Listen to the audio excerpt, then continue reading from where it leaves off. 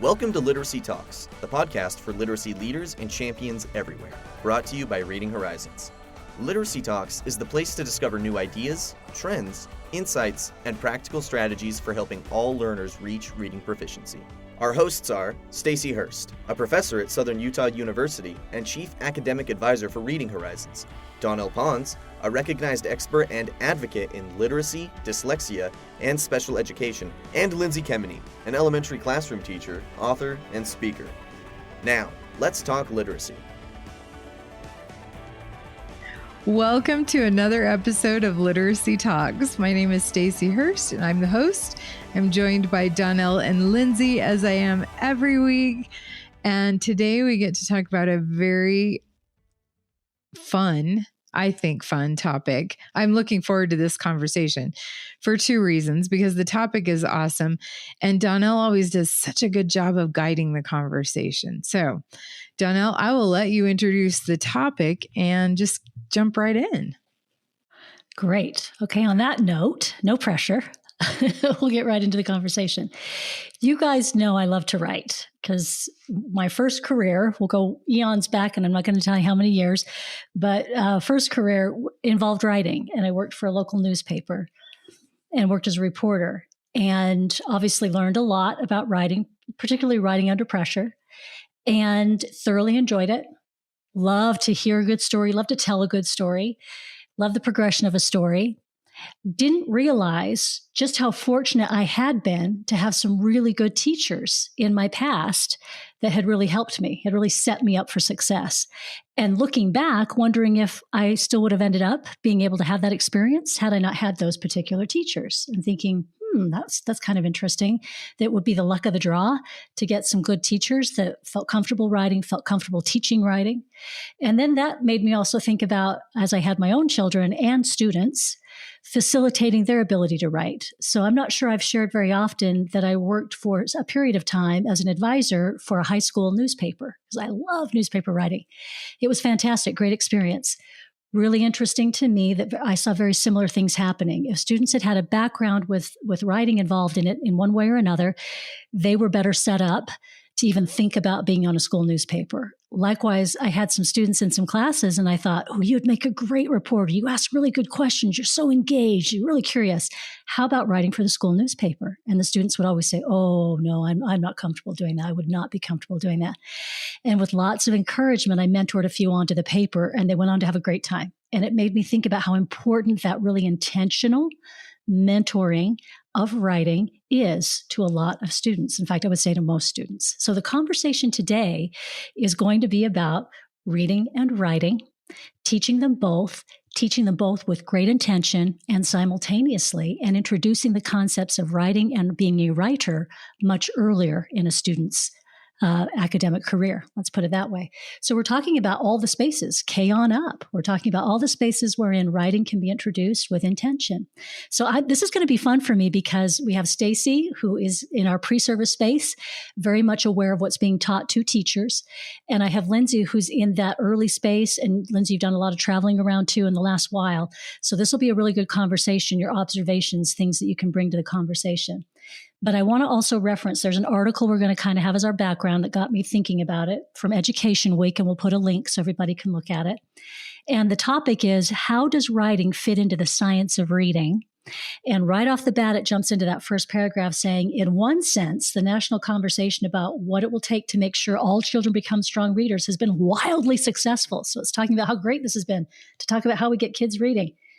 States are passing all kinds of legislation, supporting evidence-based teaching approaches. School districts are rushing to supply training. Publishers are under pressure to provide better things that are more in line with what we know.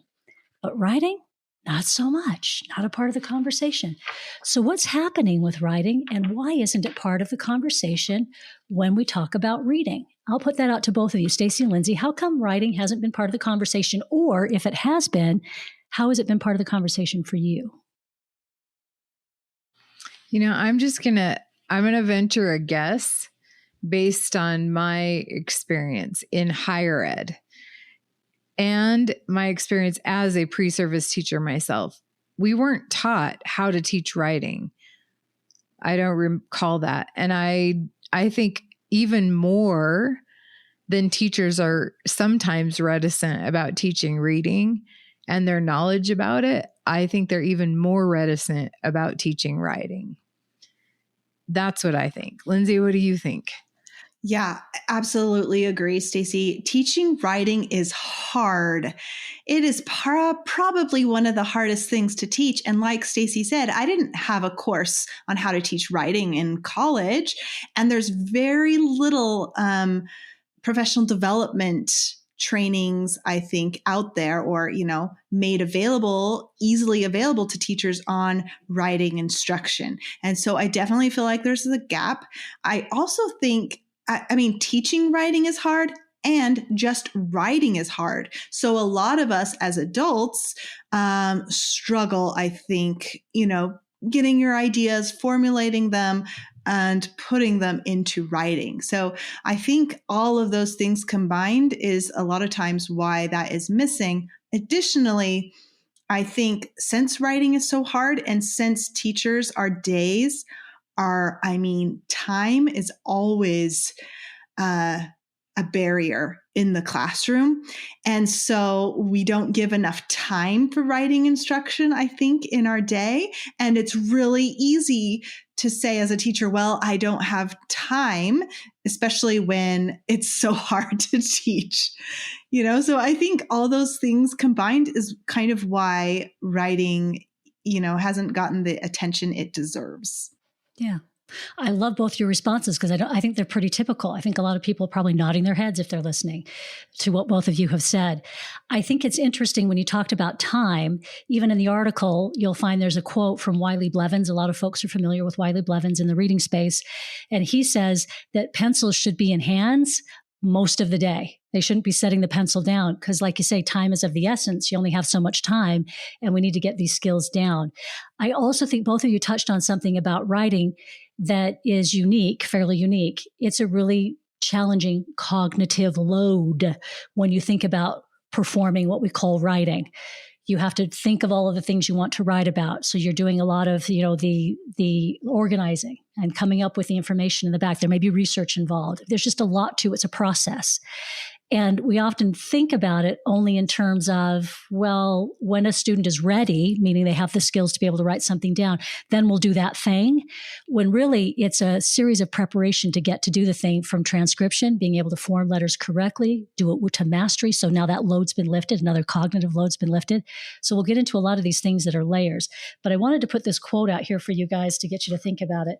This is from Stephen King, an author many know. This is a quote he has. If you don't have time to read, you don't have the time or the tools to write. Simple as that. So hearing that from Stephen King, what do you guys think, again, with students and giving them the time to get those skills? You've got to make the time. And definitely you're integrating writing throughout the day. And there's so many different components of writing, like you were saying, Donnell, and especially, as a first grade teacher, we are still, becoming automatic with the letter formation. So students have to kind of pause and think about how to form the letters. They have to think about spelling and that phonemic awareness, breaking it down. These are skills that we're all still working on and developing.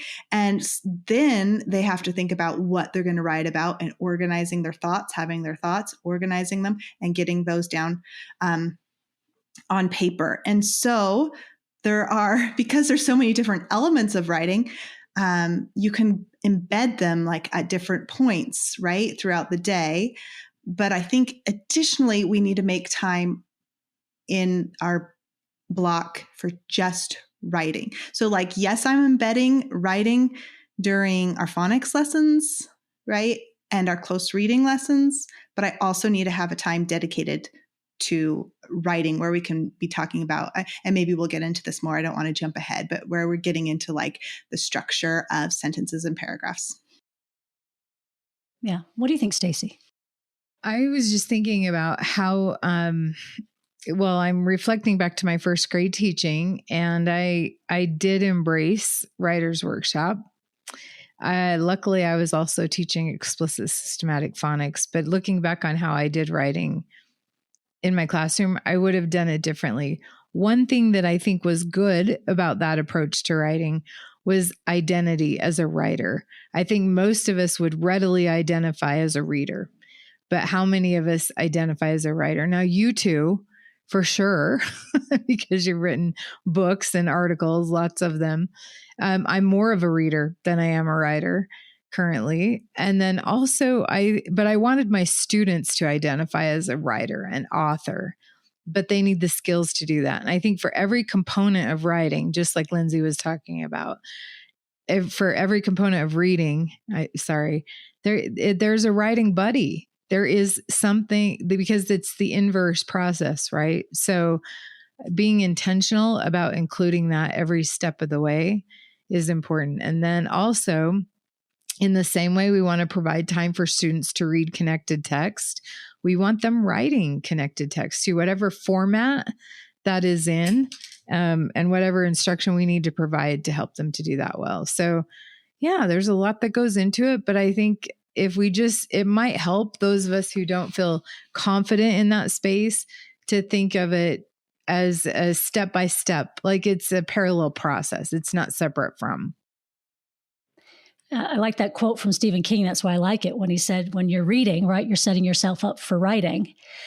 But likewise, it got me thinking about, what about our students who are having challenges or difficulties becoming readers? Because we do have, in every classroom, percentage, and I have family members, right, for a specific reason, who struggle to acquire that skill of reading. And so if you're trying now to attach this other skill that we know is so important, writing, to reading, how challenging or difficult can that become for the student where reading isn't really coming for them? What do you guys think? By the way, that Stephen King, is that from On Writing? The book that he wrote called On Writing? Yeah. It's my favorite Stephen King book. I recommend it to anyone. I read it as a first grade teacher and was inspired a lot by it. So the question, I think there's a lot in the same way that when we read aloud to a student who might struggle with reading, they can have conversations about the text and the ideas surrounding it. I think the same way with writing. If we have a transcription device, they have thoughts. They can organize them in speech. Then maybe we provide supports in the meantime for them to get them on paper. If you're wondering where to find proven, outcome-focused ways to put the science of reading into practice, you're in the right place. Reading Horizons Discovery is the evidence-based foundational literacy program educators asked for and helped create, with integrated components emphasizing phonics, phonemic awareness, high-frequency words, and rapid assessments that make grouping and individualized instruction easy to manage and deliver. This is the program that makes literacy instruction streamlined and more successful for teachers and students alike, so all learners can achieve reading proficiency. Go to readinghorizons.com/product guide to download the complete program details today. You know, Lindsay, this has been a thought for me, and I know it is for you too, that our students who are struggling with reading, if we attach writing to reading while they're really working hard this reading is difficult. If we're attaching writing to it, how can we support those students where reading may still be difficult to feel confident about writing? What can that look like? Well, for one, you're not just sending them off and just giving them a prompt, right? And too long, and that is like my mistake, I think, from years ago before I understood, is that my writing instruction was really not instruction. It was like giving them a prompt and then expecting them to write. So we need to properly support them and instruct them, and then realize that as they're writing, that is going to help their reading. So these, brand new first graders are just barely learning CVC words. Well, we're going to be writing CVC words. They're going to do the inverse, and then it's going to help and then we're going to go back and read what we just wrote.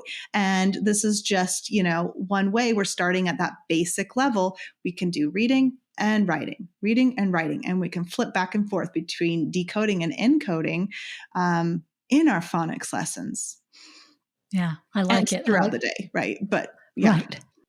Yeah, throughout the day. I like that too. Yeah.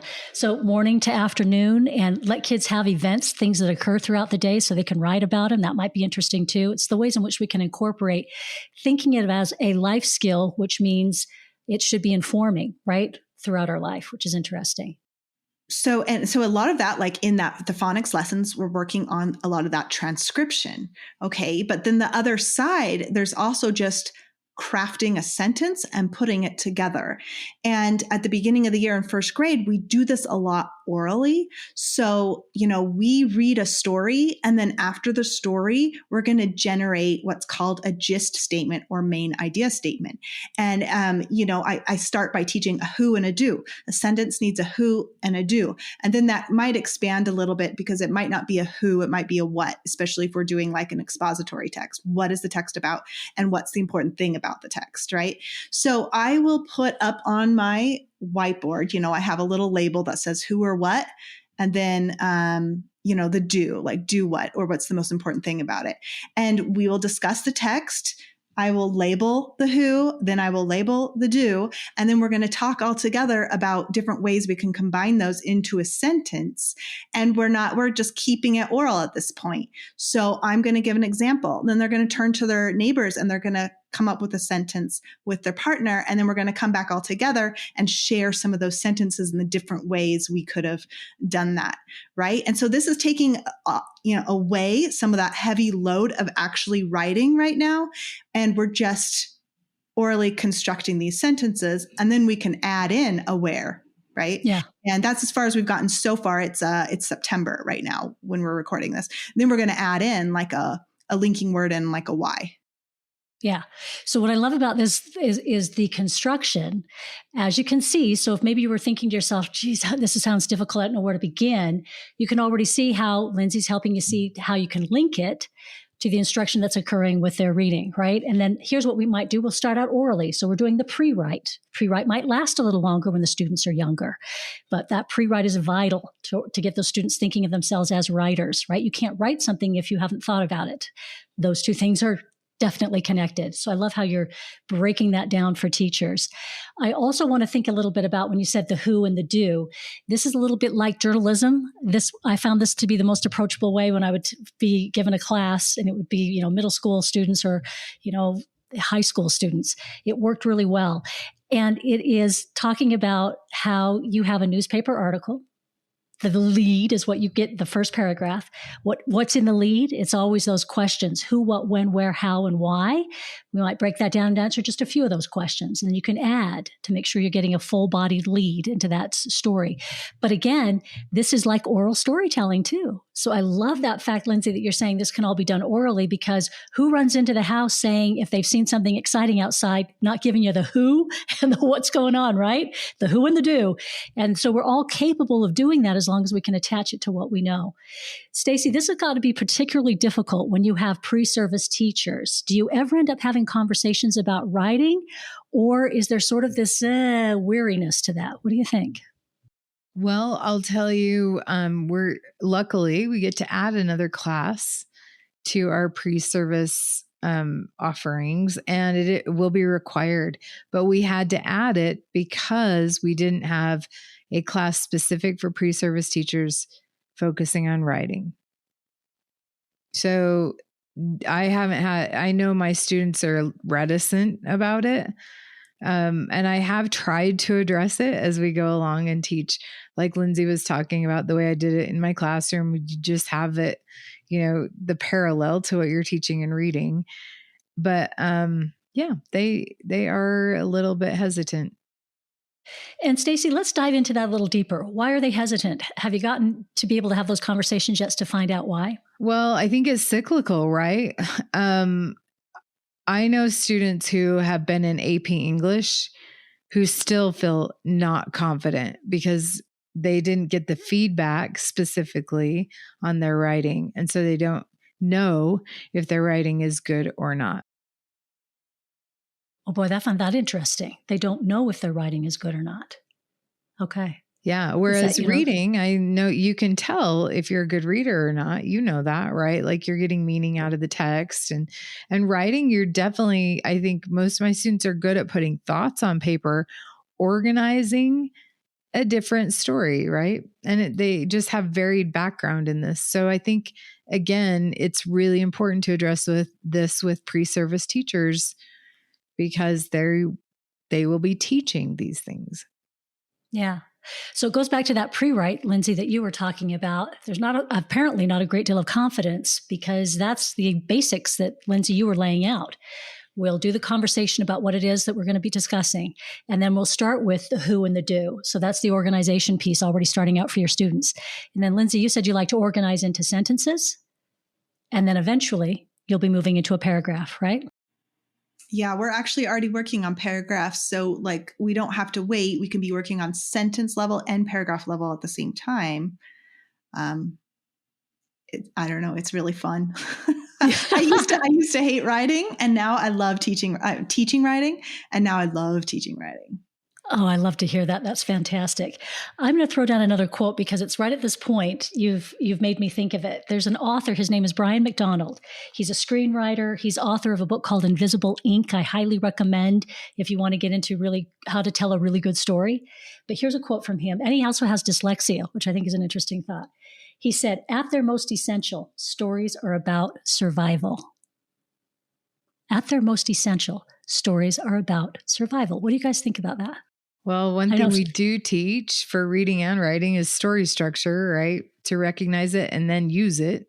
But even in a simple story, you're surviving a problem, right? You're figuring out your way through it. So that makes sense. At first, when you said that, I thought, well, that's really deep and probably a little too deep for first graders, but not really, because you're talking about these problems you need to overcome. Exactly. We pass on survival information all the time in writing, right? It's those stories about, oh, watch out for this. Even our fables or tales, right? Which kids are very familiar with. It's always somebody imparting a nugget of information, a nugget of wisdom to somebody else to help them coming down the path, which I think is interesting. And helping our students get that love for it too, because they all have information that's valuable to everybody else. How can they impart that information? Lindsay, what's one of the topics your kids love to write about? I don't know. We usually, the topic when we're doing our informational writing, we're usually writing about what we're learning about. And so most recently we in our close reading have been learning about the digestive system. And so we've been writing about the digestive system and going through the different parts and explaining what happens to food when it enters your body and how the body turns it into fuel. And so they've been really excited. Of course, I'm helping them as we go along, and it's fun to see them just be really proud, I guess, of the paragraph we're putting together. Lindsay, I love that. They're writing about things they're learning about, and they're excited about that. That's fantastic. Love it. You know, one thing that was really exciting for my first graders was the different formats or forms of writing. So on Scarborough's Reading Rope, we have literacy knowledge. We're teaching genres.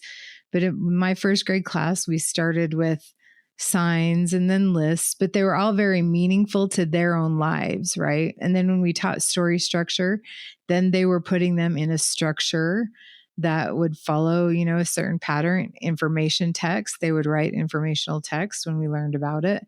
So we always learn about it, model it, show it ahead of time, and then they would be able to create their own. And the topics were so varied. It just depended on the student, right? But I will tell you, they were passionate about it. And I taught writing right before afternoon recess.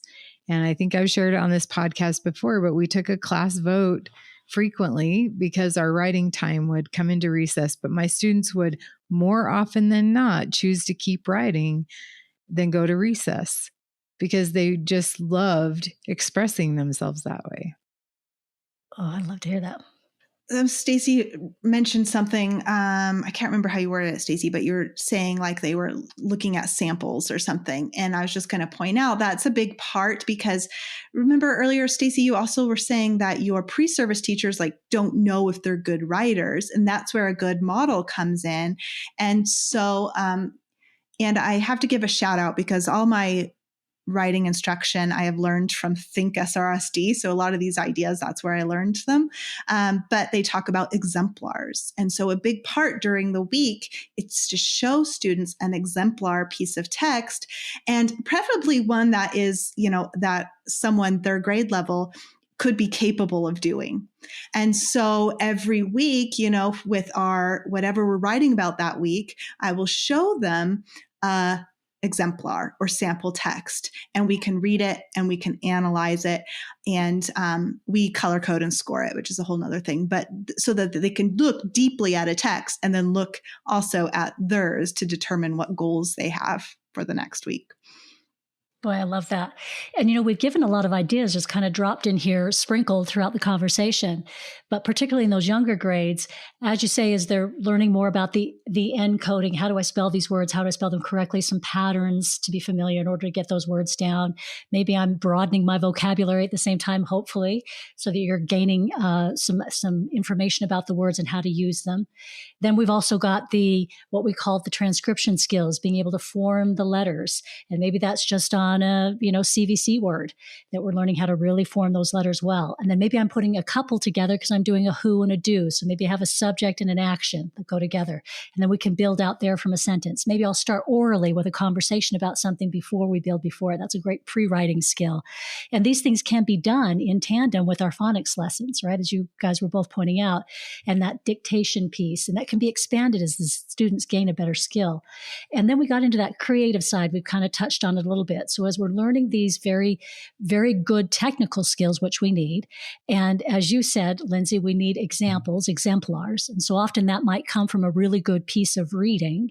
And so we're having that feedback loop that Stacey, you mentioned many times in your conversation about the reading informing the writing. Stephen King mentioned it himself, saying if you got it, that reading is so important to that writing to fill your toolbox. And then also we talked about really tapping into a student's interest, that telling their survival story, right? Being able to impart some information, maybe some wisdom, some truth to somebody else. These are really exciting. When you guys put it this way, don't you want to be involved in one of these classes and do some reading and writing? It does make me excited. That's one of the things I miss about first grade so much. And then even when you focus on writing processes, which we haven't even talked about yet, there were a couple of things I really noticed with my first graders, because we started with exemplars and because we do read alouds every day and they see books, they know what it is. They know what an author is and they want to be one. So once you've actually taken their writing through the process and published things, no matter how simple it is, they are so proud of that. The other thing I really noticed this as I taught first grade. My students were so willing and wanted to share their writing. They wanted to sit on that author's chair and read aloud what they had written. And I look at my college students now, that is oftentimes the very last thing they want to do. So somewhere we have lost that confidence of sharing what you're writing for probably a lot of reasons. But I think there's power in that because you're talking about survival stories, Donnell. Somebody's got to hear them, right? There's got to be a receiver of that information and wisdom. So full circle. Yeah, absolutely. It made me think, Stacey, when you were saying that, of a particular student that I had that was in a high school setting, and it was in a journalism class. And I'd just been asked to come in and just give, a little advising for the day. And this student stood out to me because prior to the class coming in, the teacher said, I've had writing from all the students except for this one particular student. He's been through the class now 2 terms, never produced a thing, hasn't written anything. And I said, so what grade? Well, that's just it. They keep taking a failing grade because they're never writing anything. And I thought, that is crazy. First of all, my first thought was, why would you keep taking the class? Clearly you wanted this to work. That's what that told me. And then the determination, right, to show up and take a failing grade just to come again to the class. So I was obviously intrigued. When this student came in and sat down, everybody's doing their story ideas, popping out story ideas. And so I just leaned over because he's been rather quiet and said, so what story idea do you have? Tell me something. And very quietly, he kind of tentatively lays out there, well, I really am interested in movies and I'd really like to maybe write something about a movie review. And there's the Sundance Film Festival and I actually went to it. I'm like, oh, you went to the Sundance Film Festival. Tell me what the day was like. And he kind of looks at me curiously like, what do you mean? So was it snowing that day? It's cold that time of year. Snowing? I mean, quiz, just this quizzical look on his face. And I say, yeah, tell me about the day. What did it look like? Did you drive a car? Did you ride a bus? So he kind of like, oh, all right. So no, it was snowing and I had a sibling with me and we were driving up the canyon. It sets the whole scene. And I said, oh man, you've got your lead right there. I think you've got a great lead. It was snowing. You're driving up the canyon. His eyes light up like, this is it? This is how you do it? And I said, jot some notes down. Here we go. And it got him going, but he's telling his survival story, right? He's telling his experience. He's imparting some wisdom, some information. I've never been. I said, I haven't been up the canyon to go do that. You're giving me vital information. And I'll tell you, by the end of the period, this kid had his first story. He had written his first story. It just took that. That's the other thing I'm thinking about is, Lindsay, when you talk about these nuggets, these opportunities that you're giving your students, I call them nuggets. They're gold to these students to be able to get them into the writing process. It's fantastic. So we need to teach them strategies for the writing process as well. In a quote from that article, they said, students need to be taught explicitly the skills and the strategies of writing. And we have lots of different strategies. We have strategies to teach them about the writing process, strategies for organizing, like the different genre, whether they're, doing an expository or a narrative, self-regulation strategies. So we're teaching them things like goal setting and scoring so that they can set a goal. And, we do something called self-talk where they are using positive self-talk, kind of these words of affirmation to keep themselves going, or whatever they need help with. If they keep thinking about how it's lunch in 10 minutes, then they are, remember, I got to focus, think about my writing, think about lunch later or whatever. But it's really kind of neat to see, like for each piece we do every week, we talk about, what's your favorite thing to say to yourself to keep yourself going? And we've brainstormed ideas. And so they pick their favorite and they'll write it on the bottom of their paper to remind them. Like, it's like, you got this, or keep going, or you can do it, just different little phrases, and just remind them to keep telling themselves that, because, our internal voice can be really negative sometimes. And I tell them, like, even with myself, I'll be like, I had to write yesterday and I just kept thinking, I don't want to. And then I was like, oh my goodness. Even Mrs. Kemeny needed to use self-talk and say, oh, you can do it, just do it for 15 minutes and you can keep going, just get started, all those things. And I love that modeling that you just talked about of you saying, just like I did with the student, like, tell me more, you're getting me into this story. And Stacey, you've mentioned something too about losing this desire to want to share our stories, because you brought up something really important, Lindsay, with the self-talk, because you're right. Very quickly, a negative voice can set in. Oh, nobody wants to hear this. That isn't written very well. And you don't even need anybody outside to tell you anything negative about what you're writing.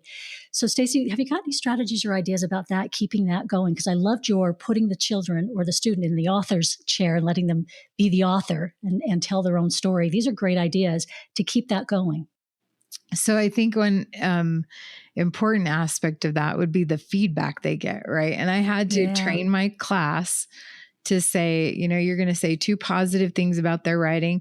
And interestingly, oftentimes it would be about the strategies that we learned, right? Or sometimes the content that they were sharing. And then 1 suggestion for the student to improve their writing, and just to install in them, it is a process. And so you're not going to write something perfectly the first time you write it. You're going to revise, and you can always revisit and revise. There are many different ways you could say the same thing that would be structurally accurate, right? And Lindsay, as you were talking, I was thinking you're already preparing your students for deadlines, for writing deadlines, right? Like you do 1 a week, you have to get this done this week. There is some of that stress involved. So making sure that they're well prepared to manage that. Yeah. Yeah, writing to a timeline. You're right. Yeah. And I think just maybe like, sorry, Donnell, I loved the question, but also celebrating it. And really helping them to identify as an author. You're writing, you've written a piece, whatever that turns out to be, but celebrating. And I like exposing the students to all the different voices because, as you say, maybe I have a preference for a different kind of voice. That doesn't mean it's bad, or that somebody else's is boring, or anything like that. It's just sometimes we have personal preferences. So that exposure to all of those writers' voices, to be able to hear them and say, "Oh, I really identify with this one. Oh, that one doesn't really speak to me." That's okay. It doesn't have to, right? Because we all have very unique voices, or should have. It's really interesting for different types of writing. That's as students get older, we introduce them to different types of writing. Well, who's my audience? What is it I need to convey? All of those things that, again, need to be taught very intentionally. So as we've already touched on so many times in this conversation, this could be a huge conversation. And we've just tried to really, in this podcast, give you a taste of what we're starting to see is a lot more conversation around intentionally teaching writing with as much background support and research and evidence where we can, as we are reading, and how important they are in tandem. And that at some point, and it was made in the article, maybe it was the National Reading Panel's 2000 that emphasized reading, that we got away from writing, who knows? But for whatever reason, we've kind of separated these two, and they really should be very much together. Lindsay's brought up some great examples. We've given her opportunity to kind of showcase some of the things that are happening in her classroom. And then Stacey, you too, talking about kind of this evolution, maybe history of how we've done writing in the past, maybe how we're doing it in the future, maybe how some of our pre-service teachers might feel about teaching it in the future here with our reading. This has been a great conversation, and I hope we get to have another one about reading and writing. Yeah, I do too. Great summary, Donnell, just like a good newspaper article writer would do. And I do want to say, I also appreciate that we got to infuse joy into this, right? Like students love it when they can write and express themselves in writing. But equally important, they need to be able to have the technical aspects covered as well. So I appreciate that you brought all of that out in what we're saying. And I am looking forward to seeing where writing takes us in the next few years, because I know we all know it's important to focus on. And I'm interested to see how that conversation carries on, and we'll have other conversations related to that. So thank you for the conversation today, Donnell and Lindsay. And thank you to our listeners who joined us this week. Hopefully you'll join us next week for another episode of Literacy Talks. Thanks for joining us today. Literacy Talks comes to you from Reading Horizons, where reading momentum begins. Visit readinghorizons.com/literacy talks to access episodes and resources to support your journey in the science of reading.